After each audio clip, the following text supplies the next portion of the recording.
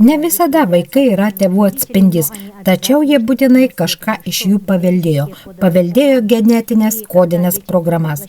Kuomet vaikai ruošiasi sekančiam įsikūnimui, pagal jų būsimas DNR programas, jiems parenkami būsimi tėvai.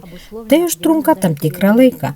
Vaikai per pirmosius gyvenimo metus prisipildo visą socialinę aplinką ir to, ką jie mato. Ir jie sukuria savo struktūrinę programą. Jei pažiūrėsime į kiekvieną žmogaus genetinį spinduliavimą, pamatysime, kad jų genetinės programos yra vienodos, tačiau vienos iš jų yra aktyvios, kitos pasyvios.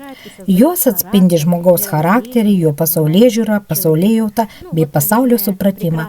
Yra nuostabus Mauglio pavyzdys, kai žmogus užaugo miške ir buvo laukinis. Jis buvo sąmonę turintis žmogus, tačiau pačio sąmoningumo jis neturėjo, jo sąmonė buvo gyvuliška.